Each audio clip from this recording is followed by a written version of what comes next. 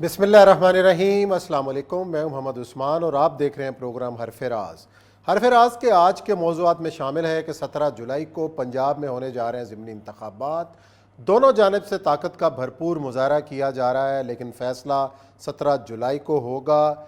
और साथ ही इन जलसों में इल्ज़ाम तराशी का एक एलिमेंट नज़र आ रहा है। इमरान खान साहब ने ये कह दिया है कि जनाब इलेक्शन कमीशन साथ मिला हुआ है, धांधली की कोशिश हो रही है, और अगर धांधली होती है तो फिर एक बड़े एहतजाजी तहरीक का भी उन्होंने इशारा दिया है। उनके साबिक वफाकी वज़रा ने भी आज प्रेस कॉन्फ्रेंस की और कहा कि अगर बैलेट के ज़रिए इनकलाब को रोका गया तो फिर श्रीलंका जैसी सूरत हाल पैदा हो सकती है। इमरान खान साहब जो इल्ज़ामात लगा रहे हैं, साथ ही इस्टेब्लिशमेंट को भी उन्होंने अपने निशाने पर रखा हुआ है। इस पर अपने माहिरीन से करेंगे बात और साथ ही ज़िक्र करेंगे कि जनाब कराची के अंदर जो बारिश हुई है उसके बाद जो नुकसानात हुए और जो मनाज़र हमने गुज़श्ता 2-3 दिन में स्क्रीन पे देखे। आज प्रेस कॉन्फ्रेंस की वज़ीर-ए-आला सिंध मुराद अली शाह साहब ने और ख्वाजा ज़ारुल हसन साहब ने, दो हकूमती हलीफ हैं, इन दोनों ने प्रेस कॉन्फ्रेंस की। दोनों की बातों में तज़ाद क्या था और क्यों जो है तनकीद का निशाना बनाया, ख्वाजा साहब ने इस पर करेंगे बात। और ज़िक्र होगा आज यौम शोहदा कश्मीर, कश्मीरी अवाम की कुर्बानियों का। बढ़ते हैं अपने पहले सेगमेंट की जानिब और इस सेगमेंट में हमें ज्वाइन किया है कराची से सीनियर तज्ज़िया कार जनाब आमिर ज़िया साहब ने, और हाफिज़ तारिक महमूद साहब हमारे साथ होंगे, और हमारे जो प्रोग्राम जमहूर के मेज़बान फरीद रईस भी ज्वाइन करेंगे इस सेगमेंट में। और चूँकि उन्होंने इन जो ज़िमनी इंतखाबात के जो हलके हैं इनका विज़िट किया है और अवामी राय आमा के जायज़े क्या कह रहे हैं, इस पर करेंगे बात। और शुरू मैं करूँगा फरीद रईस साहब से गुफ्तगू का आगाज़ कि क्या पल्स कह रही है, और आपने जो सर्वे किए हैं मुख्तलिफ़ हलकों में आप गए हैं, क्या होने जा रहा है, किसका पलड़ा भारी है, कौन बाजी मारता हुआ नज़र आ रहा है और कौन मैदान से भागता हुआ नज़र आ रहा है? जी फरीद। उस्मान साहब बहुत शुक्रिया आपका। ये जो आपने ज़िमनी इंतखाबात की जो बात की है ना, इस वक्त बड़ी इस जिसे कहते हैं कि गहमा गहमी, बहुत ज़्यादा इसके ऊपर निगाहें मरकूज़, और ये बहुत अहम भी हैं। ये जो 20 जो सीट्स हैं जिनके ऊपर बाई इलेक्शंस होने के लिए जा रहे हैं 17 जुलाई को, जिस तरह से आपने बात की, ओवरऑल अगर हम बात करें वो तो बहुत ज़्यादा है। जिन जिन हलकों में मैंने विजिट किया और जाके लोगों से बात की, जो लोगों की पल्स थी, ज़रा चीज़ों को समझना होगा। अगर हम मुल्तान से ज़रा आगाज़ करते हैं इसका, मुल्तान से अगर हम इसको शुरू करें, ये जो PP 217 मुल्तान है, इसके अंदर जनाब इसमें इससे पहले आज़ाद उम्मीदवार थे सलमान नईम, और उन्होंने यहाँ से कामयाबी हासिल की। कामयाबी हासिल करने के बाद उन्होंने पाकिस्तान तहरीक इंसाफ में शमूलियत इख्तियार की। उसके अंदर 3-3.5 साल तक जिस तरह की जो पेचो खम चलते रहे, जिस तरीके से ये वो जो मुनरिफ कर जाने वाले जो अरकान हैं, मैं सबकी बात नहीं करता, लेकिन जिन जिन से मेरी बात हुई है उनकी राय के अंदर या उनकी गुफ्तगू से जो अंदाज़ा मैंने लगाया कि जो मामलात थे वो यही थे कि ज़्यादातर वो चाहते थे कि जिन हलकों से या जिन जगहों से वो कामयाब होकर आए हैं, पाकिस्तान तहरीक इंसाफ की हुकूमत में उन्हें वहाँ पर तरक्याती फ़ंड्स मिलें, उनके लिए उनको जो वो रकूम दी जाए ताकि वो अपने वोटर्स को, अपने हल्के के लोगों को, जिन लोगों के वोट से वो मुंतखब होकर आए हैं, उनको उनके लिए तरक्याती काम करा सकें। अच्छा, सलमान नईम की अगर हम बात करते हैं, यहाँ पे ये 35,294 वोट से ये कामयाब हुए थे आज़ाद उम्मीदवार के तौर पे उस्मान साहब 2018 के अंदर। यहाँ से मखदूम शाह महमूद कुरैशी साहब खड़े हुए थे सूबाई असम्बली की नशिस्त के ऊपर, इसी के ऊपर, और 31,716 वोट उनको मिले थे, और 3,500 यानी 3,578 वोटों से शाह महमूद कुरैशी साहब को शिकस्त हुई, जिसके बारे में आपने भी सुना। उन्होंने गुज़िश्ता दिनों कहा जनाब के उन्हीं की जो पार्टी। अच्छा, ओवरऑल आप इस तरह तो बहुत लंबा हो जाएगा, आप ओवरऑल बता दें कि जो मजमूई आपको तासुर मिला है उसके अंदर जितने भी हलके हैं, इसके अंदर जो ख़ास तौर पे जंग में मरीम नवाज साहबा ने बड़ा जलसा किया, इमरान खान साहब आज जलसा कर रहे हैं, तो जंग में बड़ा टफ मुकाबला नज़र आ रहा है, तो उसके अंदर आपको क्या नज़र आया? देखिए, जंग के अंदर जिस तरह से आपने बात की है, जंग के अंदर फैसल है आज जब्बाना है, जो कि जिन्हें नून लीग का टिकट मिला है PP 125 से, और जिस तरीके से आप PP 127 की बात करें तो असलम भरवाना साहब जो हैं, इनको भी नून लीग का टिकट मिला है। ये वो दोनों उम्मीदवार हैं जो कि आज़ाद हैसियत से जो है वो दोनों कामयाब हुए थे, और बाद अज़ा उन्होंने पाकिस्तान तहरीक इंसाफ के अंदर शमूलियत इख्तियार की थी। आज़ाद हैसियत के अंदर उनकी कामयाबी थी, और इन दोनों जगहों से, जंग के इन दोनों हलकों से पाकिस्तान तहरीक इंसाफ के वही उम्मीदवार हैं जिन्होंने 2018 के अंदर कंपीट किया था, PTI ने उन्हीं को टिकट दिया। جو میرا انالیسز ہے، جو میں نے ویو کیا، جو لوگوں سے بات کی، چیزیں کی، وہاں پہ لوگ نون لیگ نے جن کو ابھی ٹکٹ دیا، میں اگر جھنگ کی بات کروں اسپیسیفکلی، اور یہی کچھ ملتان کے اندر بھی ہے، سلمان نعیم نے اپنے حلقے کے اندر بہت کام کرایا لوگوں سے اگر آپ بات کریں، بلکہ وہ علاقے وہ اس حلقے کے اندر جو ملتان کا حلقہ تھا جہاں سے سلمان نعیم ورسز زین قریشی ہیں، وہاں پہ وہ علاقے ایسے بھی ہیں جو کہ پی ٹی آئی کے زیر اثر یا پاکستان پیپلز پارٹی کو سپورٹ ماضی میں بھی کرتے رہے یا پی ٹی آئی کے ساتھ، ان حلقوں کے اندر بھی ہمیں دیکھنے کو ملا کہ وہاں پہ انہوں نے نون لیگ کے کینڈیڈیٹ کو سپورٹ کرنے کا کہا۔ جھنگ کا بھی یہی صورتحال ہے، وہاں پہ جو ووٹ ہے بیسیکلی یہ الیکٹیبلز ہیں، اور ان لوگوں نے انفرادی حیثیت کے اندر اپنے اپنے علاقوں کے اندر اپنے اپنی جگہوں کے اندر لوگوں کے لیے کام کرائے ہیں، لوگوں کو ریلیف دیا ہے، لوگ ان کے پاس تھانہ کچہری مسئلے مسائل ان چیزوں کی طرف آتے ہیں۔ اب یہ وہ لوگ تھے آزاد حیثیت میں ہوئے، اب تو پی ڈی ایم یعنی آپ جسے کہہ لیں کہ متحدہ حکومت ہے، یہاں پہ پیپلز پارٹی کی سپورٹ بھی آپ کو آ گئی، اور یہ جو پی ڈی ایم میں شامل جتنی عامر ضیاء صاحب کی طرف آؤں گا، فرید آپ کے پاس دوبارہ آئیں گے، آپ کے پاس دوبارہ آتا ہوں۔ عامر ضیاء صاحب سے پوچھتا ہوں کہ عامر ضیاء صاحب یہ جلسے ہو رہے ہیں اور عمران خان صاحب کھل کر تنقید کر رہے ہیں الیکشن کمیشن کو پر بھی، اور کہہ رہے ہیں کہ جناب کوئی جھنڈا لگا لیں الیکشن کمیشن پہ کسی پارٹی کا بھی، اور ساتھ ہی مسٹر ایکس اور مسٹر وائی کا حوالہ دے رہے ہیں، اسٹیبلشمنٹ سے بھی ناراض نظر آتے ہیں۔ کیا وجہ ہے کہ بغیر ثبوت پہ ایسے الزامات جو ہیں وہ لگانا؟ خان صاحب کیا چاہ رہے ہیں، کیا موڈ کیا ہے خان صاحب کا؟ دیکھیں عثمان صاحب، بات یہ کہ پاکستان جیسے ملک میں جس میں عموماً الیکشنز متنازع ہوتے ہیں، اور عموماً ہم نے دیکھا ہے کہ الیکشن کمیشن جیسے ادارے جو ہوتے ہیں وہ اتنا شفافیت نہیں برقرار رکھ پاتے جتنی لوگ ان سے ایکسپیکٹ کرتے ہیں۔ ہمارے سامنے مثال ہے این اے 240 کراچی، بد نظامی ہوئی، تشدد ہوا، اسی طرح جو دیہی سندھ کے اندر لوکل باڈیز ہوئے وہاں پر بہت زیادہ ریگولیرٹیز ہوئیں۔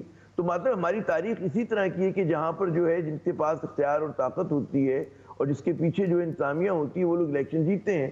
تو عمران اگر ان خدشات کے اظہار کر رہے ہیں تو میرے خیال میں کوئی نامناسب بات نہیں ہے تاریخی کانٹیکسٹ میں اگر ہم دیکھیں۔ لیکن ثبوت بھی تو دینا چاہیے نا، اگر کسی کا نام لے رہے ہیں تو ثبوت دیں۔ میں اس طرف آ رہا ہوں۔ ایک تو میں نے کہا یہ تاریخی ہے، دوسری بات یہ ہوئی ہے جو ظلم الیکشن کمیشن آف پاکستان نے کیا ہے۔ آپ دیکھیں مثال ہے ووٹرز لسٹ کی، اب وہ کراچی سے لے کر آپ پنڈی کسی سے بات کر لیں کہ اگر فرض کریں، میں اپنی ذاتی مثال دیتا ہوں کہ جی 2 گلی چھوڑ کر ہمارا پولنگ اسٹیشن ہوا کرتا تھا، آپ نے اٹھا کے بہت دور پھینک دیا، ایک ہی خاندان کے لوگ ہیں، کسی کا نام کہیں پہ ہے، کسی کا دوسرے پولنگ اسٹیشن میں ہے، تو اس طرح کے معاملات ہوئے تو لوگوں کے ذہنوں میں یہ سوال پیدا ہو گیا ہے کہ تبدیلیاں کیوں کی گئی ہیں، اور یہ اس کو لوگ کہتے ہیں جی پری پول ریگنگ، ہو سکتا ہے کوئی انتظامی مسئلہ ہو لیکن وہ سیٹسفائی نہیں کر پا رہے۔ یہ بہت زیادہ شکایتیں آئی ہیں، ہر طرف سے آئی ہیں، اور یہ اس پورے عمل سے پہلے سے شروع ہو گئی تھی شکایتیں ووٹرز لسٹ کی۔ تو میرے خیال میں وہ جو خدشات ہیں لوگوں کے وہ غلط نہیں ہیں۔ اس کے لیے تو عامر بھائی کوئی ریلیونٹ فورم سے رجوع کیا جانا چاہیے، نہ کہ جلسوں کے اندر آپ اگر متنازع بنا دیں گے۔ یہ سوال حافظ طارق صاحب سے میں پوچھوں گا۔ حافظ صاحب، یہ جو عمران خان صاحب اور فواد چودھری صاحب نے بھی پریس کانفرنس کی اور ایک ہی بات کی کہ بیلٹ کے ذریعے اگر انقلاب نہیں آئے گا تو پھر سری لنکا کی جیسی صورتحال کے لیے تیار رہیں، تو فواد چودھری صاحب کی گفتگو کا کچھ حصہ سنتے ہیں، پھر آپ اس پہ کمنٹ کیجئے گا حافظ صاحب۔ پاکستان میں تبدیلی جو ہے وہ عوام کا حق ہے، ایکس اور وائی کو صرف یہ کرنا ہے کہ وہ کچھ نہ کریں۔ انتخابات میں جو ایک دھاندلی کا ایک مکمل جو بیانیہ ہے، ایک جو نیریٹو ہے، وہ بار بار ہمارے سامنے آ رہا ہے۔ یہ کاروائیاں خود کر رہے ہیں اور ڈال اسٹیبلشمنٹ پہ رہے ہیں۔ عوام جو ہے وہ ملک میں ایک سافٹ ریولوشن کے لیے تیار ہے۔ اس وقت ملک انقلاب کے لیے تیار ہے۔ یہ انقلاب بیلٹ سے یعنی ووٹ سے آنے دیں، یا پھر ہم سری لنکا جیسی صورتحال کے لیے تیار ہیں۔ سیاست ایک بہتے دریا کی طرح ہے، یہ اس میں روز نیا پانی آتا ہے، روز نئی اسٹریٹجی بنتی ہے۔ جی حافظ طارق محمود صاحب، آپ نے گفتگو سنی، اس سے پہلے عمران خان صاحب کی بھی جلسوں سے آپ نے خطاب سنا، اور ایک ہی بات وہ کر رہے ہیں، پوری تحریک انصاف کا ایک ہی بیانیہ ہے کہ بغیر ثبوت کے وہ جو الزامات لگا رہے ہیں اور خبردار کر رہے ہیں بار بار کہ جناب اس کا لگ ایسے رہا ہے کہ اگر پی ٹی آئی الیکشن ہار جاتی ہے ضمنی انتخابات میں تو اس کے بعد پھر ایک نئی احتجاجی تحریک شروع ہونے کا امکان ہے، کیا سمجھتے ہیں آپ؟ جی عثمان بھائی، بسم اللہ الرحمن الرحیم۔ پہلی تو بات یہ ہے کہ احتجاجی تحریک تو عمران خان صاحب کی جاری ہے، اور وہ یہ ٹائم پیریڈ بیچ میں ایسا آ گیا جس میں عید ہو گئی، ان کا لانگ مارچ جو ایکسپیکٹڈ ان کو رزلٹ تھے وہ ان کو نہیں مل سکے، تو یہ گیپ ضرور لیا ہے۔ لیکن مجھے یہ لگتا ہے کہ یہ اگست کے مڈ میں عمران خان صاحب چونکہ ویدر بھی ٹھیک ہونے کا انتظار کر رہے ہیں اور چیزیں بھی کر رہے ہیں، تو وہ احتجاجی تحریک تو ان کی جاری رہے گی، وہ چین سے بیٹھیں گے نہیں۔ خان صاحب بہت پلاننگ کے ذریعے اداروں کو ہٹ کر رہے ہیں، کیونکہ وہ سمجھتے ہیں کہ وہ ایگریسو اسٹریٹجی اگینسٹ انسٹیٹیوشن اپنائیں گے تو شاید ان کو کچھ حاصل ہو جائے۔ آپ دیکھیں کہ وہ رات کو عدالتیں کھل گئیں اور یوں ہو گیا اور فلاں ہو گیا، اور وہ پھر پتہ چلا کہ جب ان کے لیے بھی عدالتیں کھل گئیں تو وہی چیزیں ٹھیک ہو گئیں۔ الیکشن کمیشن آف پاکستان کو وہ بہت ڈیلیبریٹلی ٹارگٹ کر رہے ہیں تاکہ کسی طریقے سے اس کو ڈیفینسو کیا جا سکے۔ اسی طریقے سے وہ اسٹیبلشمنٹ کی جانب بھی ان کی توپوں کا رخ ہے۔ اب تھوڑی سی ان کی اسٹریٹجی میں تبدیلی آئی ہے کہ وہ اوور آل اسٹیبلشمنٹ کے بجائے فوج کے سربراہ کو یا پرٹیکولر کچھ جو لوگ ہیں ان کو وہ ٹارگٹ کر رہے ہیں۔ تو ایسا نہیں ہے کہ خان صاحب غصے میں اب یہ کام کر رہے ہیں، خان صاحب بڑی پلاننگ کے ذریعے کام کر رہے ہیں، اور ان کو یہ لگتا ہے کہ چونکہ نواز شریف صاحب کی اگریسو اسٹریٹجی تھی اور اسی طریقے سے انہوں نے ملائن بھی کیا اور پاپولسٹ سیاست بھی کی، تو وہ اڈاپٹ کریں گے۔ اور بالخصوص ان کو لگتا ہے کہ نومبر کے بعد شاید صورتحال ایسی ہو جس کے اندر اسٹیبلشمنٹ کے اندر بھی ان کے لیے سافٹ کارنر پیدا ہو، اور ایک نئے سینیریو میں جب وہ جائیں گے، چاہے وہ الیکشن کا سینیریو ہو، اس میں وہ یہ چاہتے ہیں کہ نہ صرف ان کو عوامی جو ان کی پاپولیرٹی ہے اس کو وہ انکیش کرائیں، بلکہ اس وقت بھی ان کو اسٹیبلشمنٹ کی حمایت حاصل ہو۔ اسٹیبلشمنٹ کی مرضی کے بغیر وہ نیکسٹ الیکشن میں نہیں جانا چاہتے، اس وجہ سے انہوں نے دروازے کھلے رکھے ہیں۔ اب یہ جو الزام تراشی ہے، دیکھیں عامر رضا صاحب نے درست کہا، آج خود عمران خان صاحب نے کہا کہ 1970 کے بعد کوئی بھی انتخابات ایسے نہیں تھے کہ جس میں دھاندلی نہیں ہوئی، جس میں 2018 کے انتخابات بھی ہیں جس میں خود خان صاحب اقتدار کے اندر آئے ہیں۔ تو اپوزیشن میں جو پارٹیز ہوتی ہیں، یہ ووٹر لسٹوں کی تبدیلی، یہ کچھ بائی ڈیفالٹ ہوتی ہیں، کچھ بائی ڈیزائن ہوتی ہیں، اور ہوتا یہی ہے کہ جس کو جو سوٹ کر رہا ہوتا ہے بلا تفریق بلا تخصیص کام ہوتا ہے، ڈیولپمنٹ پروجیکٹ لگتے ہیں۔ پاکستان تحریک انصاف پہ بھی یہ الزام لگا کہ سوات کے الیکشن کے اندر انہوں نے جو ہے نا وہ ڈیولپمنٹ کے جو ہے وہ فنڈز تھے اور چیزیں منہ کھول دیے۔ اب پنجاب میں حمزہ شہباز کی حکومت ہے، مرکز میں ان کے والد صاحب وزیر اعظم ہے، تو وہی جو روایتی اسٹریٹجی پاکستان کی سیاسی جماعتیں استعمال کرتی ہیں وہ نون لیگ استعمال کر رہی ہے، اس کا ان کو فائدہ ہوگا اور اس کا ایڈوانٹیج ہوگا۔ عمران خان صاحب ایک سیٹ بھی ہاریں گے، یعنی 20 میں سے اگر 19 سیٹیں بھی وہ جیت گئے اور ایک سیٹ بھی ہاریں گے تو وہ کہیں گے اس سیٹ پہ ہمیں دھاندلی سے ہرایا گیا۔ تو یہاں تو صورتحال مختلف ہے جو منظرنامہ فرید بیان کر رہے تھے، تو اور 10 لوگ ایسے ہیں جو کہ خود آزاد حیثیت میں جیتے اور بعد میں پاکستان تحریک انصاف۔ لیکن یہاں پہ ایک سوال ہے عامر رضا صاحب، ایک سوال یہاں پہ اٹھتا ہے کہ آج فواد چوہدری صاحب نے اناؤنس کیا، یہ اعلان کیا پریس کانفرنس میں کہ وہ جو 19 لوگ جو الیکشن لڑ رہے ہیں ان کو نااہل قرار دیا گیا تھا، ان کو الیکشن لڑنے سے روکا جائے، تو ایک پٹیشن الیکشن کمیشن میں دائر کر دی گئی ہے۔ تو اگر پی ٹی آئی الیکشن جیت رہی ہے تو پھر کنٹیسٹ کرنا چاہیے نا 17 کو ان کا، یہ کیا ہے؟ عثمان صاحب بات یہ ہوتی ہے کہ اصولی طور پہ یہ تو آپ نے سپورٹس مین اسپرٹ والی بات کی، لیکن سیاست وہ بے رحم کھیل ہے کہ اس میں ہر سطح پہ آپ کو مقابلہ کرنا ہے، پروپیگنڈا کرنا ہے، انتخابی میدان میں بھی ہوں گے، پروپیگنڈا کے میدان میں بھی ہوں گے، اور جہاں پر آپ کو اپنی مخالف کی کمزوری نظر آتی ہے وہاں پر آپ ایک اپورچونٹی گین کرنے کی کوشش کریں گے۔ تو ہمیں تعجب نہیں ہونا چاہیے جہاں پر ان کو نظر آتا ہے کہ ویکنس ہے، کہتے ہیں you are as strong as your weakest link, تو جہاں پہ ویک لنک نظر آتا ہے اس کے اوپر پی ٹی آئی جھپٹ رہی ہے۔ ہمیں یہ سمجھنا چاہیے کہ یہ بائی الیکشن بہت ہی ہائی اسٹیک ہیں۔ پاکستان کے ضمنی انتخابات کبھی بھی اتنے ہائی اسٹیک نہیں ہوئے تاریخ میں، اگر آپ اٹھا کے دیکھیں جتنے یہ ہیں، کیونکہ اس میں صرف پنجاب حکومت کا فیصلہ نہیں ہونا، اس میں فیصلہ جو ہے وہ وفاقی حکومت کا بھی ہونا ہے۔ اگر آپ 2 منظرنامے رکھیں، اگر ایک منظرنامے میں عمران خان جیت جاتے ہیں تو پنجاب کو جمپنگ بورڈ استعمال کر کے وہ فیڈرل گورنمنٹ کا نشانہ بنائیں گے، اور اگر وہ ہار جاتے ہیں اگر وہ ہار جاتے ہیں تو اس کے نتیجے میں وہ جو انہوں نے ایک بیانیہ بنا دیا ہے اپنے چاہنے والوں کے لیے کہ جی 20 کی 20 سیٹیں میرے پاس اگر نہیں ہیں تو پھر میں احتجاج کروں گا، تو پھر بھی وہ احتجاج کریں گے۔ تو میں دونوں صورتوں میں عمران خان جیتے یا ہارے، دونوں صورتوں میں احتجاج ہی آپ کو نظر آ رہا ہے، دیکھ رہا ہوں، عدم استحکام دیکھ رہا ہوں میں، عدم استحکام دیکھ رہا ہوں میں، عدم استحکام ہے۔ تو فرید آپ نے سارے حلقے کور کیے ہیں، تو آپ کو گراؤنڈ موڈ کیا نظر آ رہا ہے؟ اگر پی ٹی آئی کا جو ورکر ہے اس کا جوش و جذبہ اپنی جگہ، نون لیگ کے بھی جو کارکنان ہیں وہ بھی بٹے ہوئے نظر آ رہے ہیں، لیکن کیا جو قیادت میدان میں اتری ہے، استعفے دے کے وزراء جو ہیں وہ کمپین چلا رہے ہیں، تو اس سے کوئی فرق پڑنے والا ہے نون لیگ کی انتخابی مہم میں؟ میں نے یہی سوال عثمان صاحب پوچھا، اور وہ جو منحرف ارکان تھے جو کہ پاکستان تحریک انصاف کے اندر جو تھے، پہلے وہ آزاد حیثیت میں آئے، پھر وہ پی ٹی آئی میں شمولیت اختیار کی، اور اب وہ ڈی سیٹ ہونے کے بعد ان کو نون لیگ نے ٹکٹ دیا۔ میرا سوال یہی تھا کہ کیسے آپ اپنے ووٹرز کو، اپنے حلقے کے لوگوں کو اس بات پر قائل کریں گے کہ پہلے از سے 3 سال 3.5 سال پہلے تک جب آپ حکومت میں تھے پی ٹی آئی کی، آپ پی ٹی آئی کے نعرے لگواتے تھے، پی ٹی آئی کے حق میں آپ بات کرتے تھے، اور آج آپ جو ہے وہ नून लीग के हक में बात करते हैं और वो जो बयानिया पाकिस्तान तहरीक इंसाफ ने पीडीएम या इस वक्त जो हुकूमत के अंदर जो जमातें हैं उनके खिलाफ बनाया, तो आज अगर आप उस जमात के अंदर, हुकूमत के अंदर आप उसका टिकट ले रहे हैं, तो उनका ये कहना था कि ये वो तमाम बातें हैं जो कि हम अपने वोटर्स के साथ करते भी हैं और हमारा वोटर इस बात का इदराक रखता है कि उसके लिए किया क्या जा रहा है। जब वोटर से हमने बात की तो वोटर्स का मानना था कि उनको इस बात से कोई गर्ज नहीं है। मैं नून लीग के वोटर की बात कर रहा हूं, मैं जो इस वक्त, तो उनका कहना था कि हमें इससे कोई गर्ज नहीं है कि हमारा ये कैंडिडेट जो अगर पहले पीटीआई के साथ था और अगर आज नून के साथ है, उनका मानना था कि हमारे लिए जो काम ये करवा रहे हैं, जो हमारी रिलीफ मिलता है, हमें उससे गर्ज है। ये जिस जमात के साथ हो हम उस जमात के अंदर अपने इसको वोट देंगे। जहां तक लोगों को अपने काम चाहिए, की अपने मसलों का हल चाहिए, तमीर और तरक्की चाहिए। बहुत शुक्रिया फरीद, और बाकी मेहमान अगले सेगमेंट में हमारे साथ रहेंगे। यहाँ रहते हैं ब्रेक के बाद आएंगे तो फिर जिक्र करेंगे कराची में जो गुज़िश्ता दिनों सूरत हाल पेश रही, क्या मंजरनामा था, उसके इक़दामात क्या किए जा रहे हैं और इल्ज़ाम तराशी एक दूसरे पे क्या हो रही है, इसका जिक्र करेंगे ब्रेक के बाद।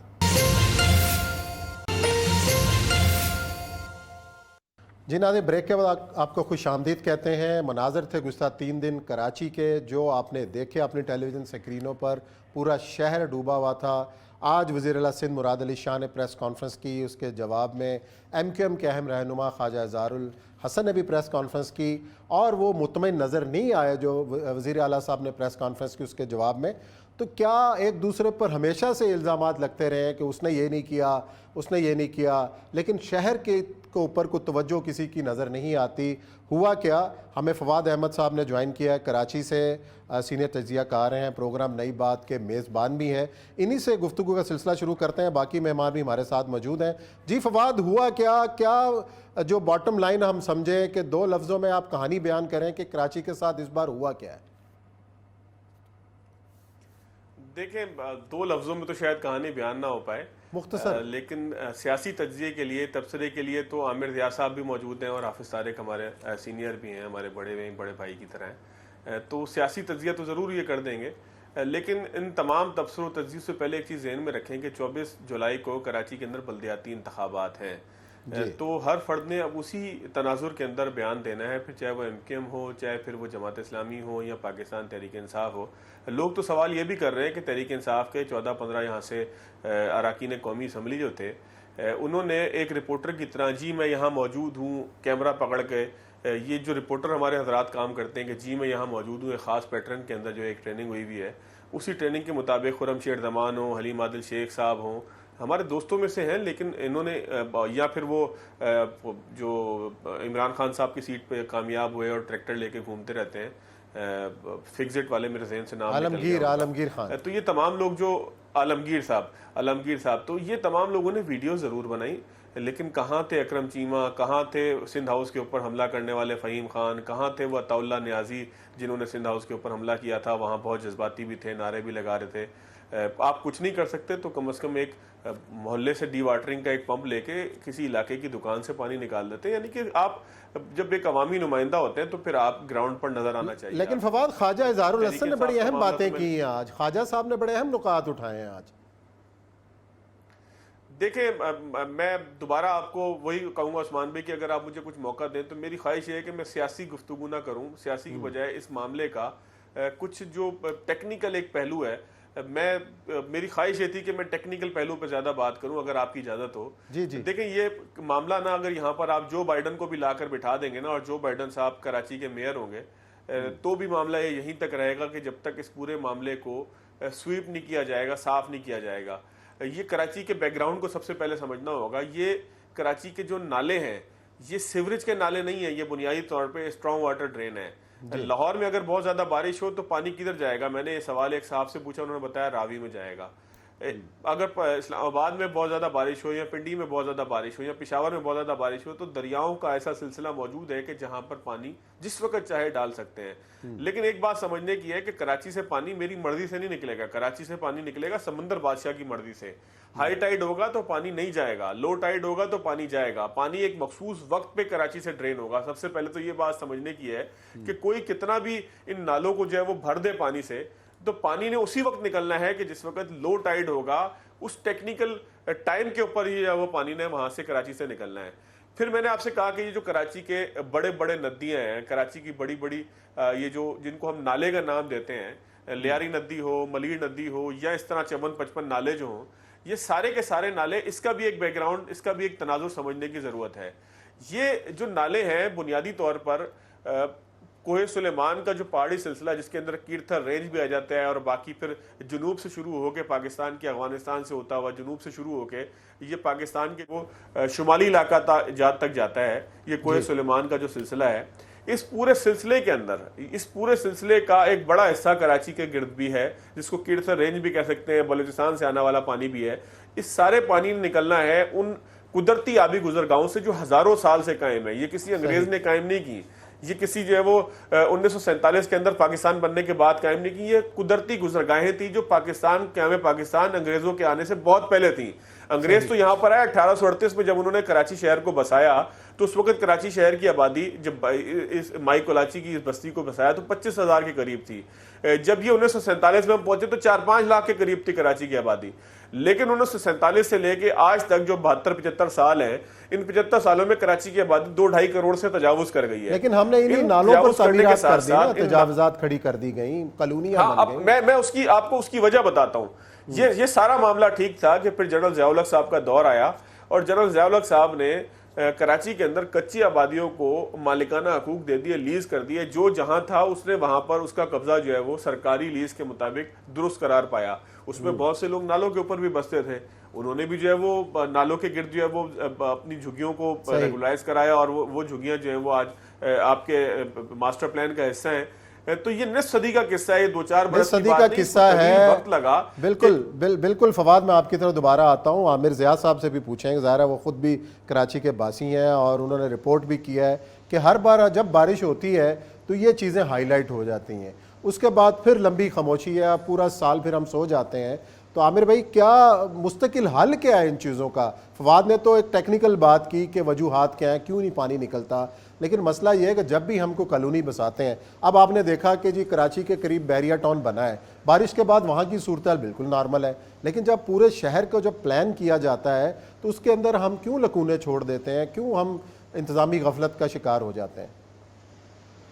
उस्मान साहब, तारीखी पस मंजर अपनी जगह हो, बिल्कुल दुरुस्त फरमा रहे थे हमारे दोस्त, मगर एक समझना ये चाहिए कि 14 बरस से माशाल्लाह पाकिस्तान पीपल्स पार्टी की हुकूमत है और 15वां बरस अब उनका शुरू हो गया है, होने वाला है। तो उसमें आप सिर्फ कराची की नहीं पूरे सिंध की तकदीर बदल सकते थे कि बशर्ते आपका कोई विजन होता, आपकी तरजीह होती, आपके पास कोई प्रोग्राम होता। अच्छा, यकीनन देखें, और भी दुनिया में साहिली शहर हैं और किसी भी बहुत सारे साहिली शहरों की हालत नहीं होती जो कराची की होती है। आज साइंस इतनी तरक्की कर गई है, आपका मतलब है आर्किटेक्चर के वो अर्बन डिजाइनिंग इतनी तरक्की कर गई है कि बहुत सारी चीजें हो सकती हैं। तो अगर मतलब है कि तरजीह होती इन लोगों की तो यकीनन आप देखें वही कहानी बार बार जैसे आप फरमा रहे हैं दोहराई जाती है। और हमेशा जब सैलाब आ जाता है, अर्बन फ्लडिंग हो जाती है, तो हमारे जो नुमाइंदे हैं वो सिर्फ फोटो अपॉर्चुनिटी खिंचवा रहे होते हैं, जाके जी पंप के साथ खड़े हो गए, वजीर आला निकल आए, हत्ता के आर्मी चीफ तक दौरा कर लेते हैं कराची का, लेकिन उसके बाद हम भूल जाते हैं 2020 के बाद बड़े बड़े वादे हुए थे, अगस्त 2020 के बाद की चीजें को ठीक किया जाएगा, लेकिन कराची पैकेज का भी ऐलान किया था साबिक वजीर आज़म ने। बिल्कुल, तो कोई स्ट्रक्चरल चीज नहीं हुई। अच्छा, यहाँ पर हमें समझना ये चाहिए कि 18वीं तरमीम के बाद तमाम तर इख्तियारात जो हैं वो सूबाई हुकूमत के पास हैं, और सूबाई हुकूमत ने इस वक्त तक तो शहरी हुकूमत के जो इख्तियारात हैं वो भी सल्ब किए हुए हैं। तो इसकी कुल्लियतन जिम्मेदारी जो है, जिसके पास फाइनेंशियल, एडमिनिस्ट्रेटिव और पॉलिटिकल अथॉरिटी है, that is Pakistan peoples party, उनकी बनती है। अच्छा, उसके बाद बनती है कि MQM जो कि हर हुकूमत के साथ साथ रही है, चाहे वो नून लीग हो, चाहे पाकिस्तान पीपल्स पार्टी हो, आज भी माशाल्लाह इत्तेहादी हैं, और चाहे PTI हो। अच्छा, अब यहाँ पे अगर MNA जीत भी जाए, उसके पास इख्तियार नहीं होता, इख्तियार तो सिंध गवर्नमेंट के पास होता है जिसको ये करने का काम है। सिंबॉलिक जाके मैं एक दुकान से पानी निकाल दूं, कोई फर्क नहीं पड़ता। असल बात ये होती है कि आप स्ट्रक्चरल चेंजेस क्या ला रहे हैं, उस पर हमारे यहाँ बिल्कुल जी बुनियादी तब्दीलियां और इस्लाहात करनी पड़ेंगी। हाफिज साहब, आप क्या सजेस्ट करते हैं? हम हर बार यही रोना रोते हैं कि जनाब कराची डूब गया, उसके बाद जब बारिश होती है तो सारे एक्टिव हो जाते हैं, बाद में सब सो जाते हैं। उस्मान भाई, एक तो जो आपने कहा था ना, मुख्तसर बात तो ये है कि कराची का नोहा यही है कि मैं किसके हाथ पे अपना लहू तलाश करूँगी। जो खून हुआ है कराची का, उसमें सब शरीक हैं, कोई बिला तफरीक, पॉलिटिकल पार्टीज़ और जो नॉन पॉलिटिकल पार्टीज़ हैं वो भी। कराची जो कभी پاکستان کا دارالخلافہ ہوتا تھا، اب اسے صرف پاکستان کا داراللفافہ سمجھا جاتا ہے۔ آپ یونس دھاگا صاحب کا وہ دیکھ لیجئے جو انہوں نے کہا ہے کہ کتنا ریونیو حاصل ہوتا ہے اور اس کا کتنے % آپ چیزوں پہ لگا رہے ہیں۔ یہ بات درست ہے عامر ضیاء صاحب کی کہ سب سے بڑی ذمہ دار پیپلز پارٹی ہے، ایم کیو ایم ہے، پاکستان تحریک انصاف 4 سال حکومت میں رہی ہے۔ اب معاملہ کیا ہے؟ معاملہ یہ ہے کہ اس شہر کے اندر 20 ایجنسیاں ہیں۔ ڈی ایچ اے کے اندر اگر کوئی معاملہ ہوا، کیا وہاں کی سڑکوں کے اوپر پانی نہیں کھڑا ہوا تھا؟ لوگوں کے گھروں کے اندر ان کے واٹر ٹینک تباہ ہو گئے، نہ بجلی ہے نہ پانی ہے۔ اس کا ذمہ دار کون؟ کراچی کا میئر ہے؟ کنٹونمنٹ ایریا کا جو ذمہ دار ہے وہ کراچی کا میئر ہے؟ نہیں، ایسا نہیں ہے، ان کی اپنی ایڈمنسٹریشن ہے، یہ پر نہیں مار سکتے۔ گلستان جوہر کا علاقہ آتا ہے، وہاں فیصل کنٹونمنٹ آ جاتی ہے، آپ اچھی طریقے سے جانتے ہیں۔ کہیں اور جاتے ہیں، کوئی اور وہاں کنٹونمنٹ میئر آ کا عمل جاتی دخل ہے، نہیں ہے، کوئی عمل دخل نہیں ہے۔ اچھا پھر آپ نکلے تو آپ آ جائیں جی یہ جو وہ بنا دی تھی انہوں نے پاکستان پیپلز پارٹی نے دیہی کونسل، جس میں سلمان مراد صاحب، فواد صاحب اس کا نام شاید جانتے ہو، یونین کونسل جو کراچی کی تھی، وہ اس کے انچارج وہ تھے، 60-70% علاقہ ان کے پاس تھا۔ ہر ایک جو ہے وہ صرف اپنی چیزوں کو اتھارٹی لینے کے لیے تیار ہے، کام کرنے کے لیے کوئی تیار نہیں ہے۔ بیچارے چند پولیٹیشین جو ہے نا وہ پھر آگے رگڑے جاتے ہیں، اور وہ بیچارے اس وجہ سے کہ سارا ملبہ ان کے اوپر گرتا ہے۔ لیکن عثمان صاحب سب ذمہ دار ہیں، چاہے ایم کیو ایم ہو چاہے پیپلز پارٹی ہو، اور سب سے مظلوم جو ہے وہ اس شہر کراچی کا ہے۔ بڑی تعداد میں یہاں نقل مکانی ہو رہی ہے، خیبر پختونخوا سے لوگ آ رہے ہیں، اندرون سندھ سے لوگ آ رہے ہیں، جہاں جس کا دل چاہتا ہے بس جاتے ہیں، جہاں جس کا قبضہ ہوتا ہے وہ وہاں پہ ناجائز تجاوزات کر دیتا ہے۔ جب ایم کیو ایم کے پاس اختیار تھا، اس نے شہر کے اندر چائنا کٹنگ کی، شہر کے جو سببز تھے وہاں پاکستان پیپلز پارٹی کی پیٹرنائزیشن کے اندر جو ہے وہ لوگوں کی زمینوں کے اوپر قبضے ہوئے۔ اس شہر کے اندر سینکڑوں گوٹھ بسا دیے گئے، اس شہر کے اندر سینکڑوں کچی آبادیاں بنا دی گئی، اس شہر کے نہ کسی نے نالے چھوڑے، نہ کسی نے برجز کے نیچے جو ہے دکانیں بنا دی۔ کون سی چیز ہے جس کے اندر چیزیں ٹھیک ہیں؟ یہ شہر جو 2.5 کروڑ جس کی آبادی ابھی تک آپ تعین نہ کر سکے ہو، جس کا ماسٹر پلان نہیں ہے عثمان بھائی، اتنا بڑا شہر ہے، آپ پوچھیں کسی سے کراچی کا کوئی ماسٹر پلان ہے؟ اچانک سے اٹھتے ہیں۔ اور جو فوٹو سیشن کی بات کی عامر ضیاء صاحب نے، میں بتاؤں کون ہے جو فوٹو سیشن میں پیچھے ہے؟ رینجرز والے جہاں کھڑے ہوتے ہیں وہ فوٹو سیشن کراتے ہیں، جہاں فوجی کھڑے ہوتے ہیں وہ فوٹو سیشن کراتے ہیں، ٹریفک پولیس والے بھی اب کسی سے پیچھے نہیں ہیں، وہ فوٹو سیشن کراتے ہیں۔ حلیم عادل شیخ صاحب ہوں، ایم کیو ایم والے ہوں، اور کچھ نہیں ہوتا، سارے ہی ہیں، لیکن عوام کے لیے کوئی نہیں سوچتا۔ اصل میں تو جو ہے وہ جھاڑو سے پانی نکال رہے ہوتے ہیں۔ عوام پس رہے ہیں، اس شہر کے اندر جو ہے عوام پس نہ رہے ہیں، روڈ تو اس ہے، لیے نہ تعلیم ہے، نہ ٹرانسپورٹ ہے، نہ صحت ہے۔ اس شہر کے لوگوں کو ہر طریقے کے ساتھ آپ جو ہے وہ دبا رہے، اور اس کے نتیجے کے اندر اب تو عوام کو ہی فیصلہ کرنا ہے نا جی ان چیزوں کا۔ اگر وہ بہتری چاہتے ہیں تو 24 جولائی کو ان کے پاس موقع ہے، تو ایسی قیادت کا انتخاب کریں جو ان کے مسائل حل کریں۔ بہت شکریہ تمام مہمانوں کا، انہوں نے ہمیں جوائن کیا۔ یہاں بریک لیتے ہیں، بریک کے بعد آئیں گے تو ذکر کریں گے یوم شہدائے کشمیر، اور معزز مہمانان ہمارے ساتھ ہوں۔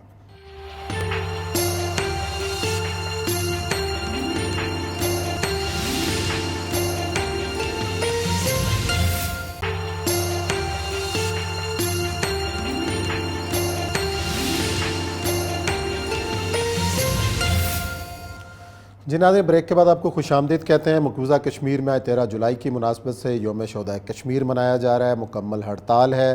اس روز 1931 میں کہ ڈوگرا فوج کے ہاتھوں 22 مسلمان اذان کو مکمل کرتے ہوئے گولیاں لگنے سے شہید ہوئے۔ آج پوری دنیا میں جہاں جہاں کشمیری عوام مقیم ہیں اس دن کو منا رہے ہیں۔ ہمیں جوائن کیا ہے تحریک حریت کشمیر کے اہم رہنما جناب غلام محمد صفی صاحب نے، انہی سے گفتگو کا آغاز کرتے ہیں۔ السلام علیکم صفی صاحب۔ وعلیکم السلام ورحمۃ اللہ۔ صفی صاحب، کشمیر کے عوام تو مسلسل قربانیاں دیتے چلے آ رہے ہیں، 1931 سے سلسلہ شروع ہوا، اس سے پہلے بھی یہ معاملات چل رہے ہیں، اور آج تک کشمیری عوام جو ہیں وہ بھارتی جابرانہ قبضے کے خلاف اپنی جدوجہد جاری رکھے ہوئے ہیں۔ یہ جو یوم شہدائے کشمیر کا پیغام کیا ہے، اور آج کے دن کی مناسبت سے اس وقت مقبوضہ وادی کے اندر صورتحال کیا ہے، ذرا بتائیے گا ہمیں۔ دیکھیں، بنیادی طور پر 1846 میں ایک بیان نامہ امرتسر ہوا تھا، جس کے تحت کشمیریوں کو بھیڑ بکریوں کی طرح بیچا گیا تھا۔ اس وقت سے ریاست جموں و کشمیر اس صورتحال سے دوچار ہے۔ کبھی سکھ حکمرانوں نے اور کبھی ڈوگرا حکمرانوں نے جموں و کشمیر کے عوام کی زندگی کو اجیرن بنایا۔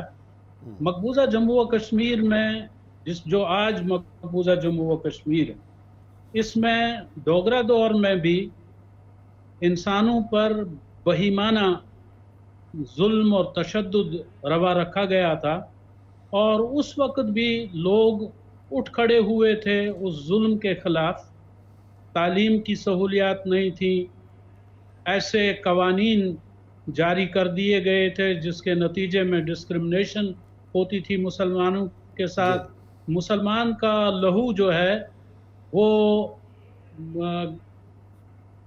کوئی قیمت نہیں تھی اس کی. یعنی اگر ایک مسلمان مارا جائے، اس کے مقابلے میں ایک غیر مسلم مارا جائے، مسلمان کی جان کی کوئی قیمت نہیں.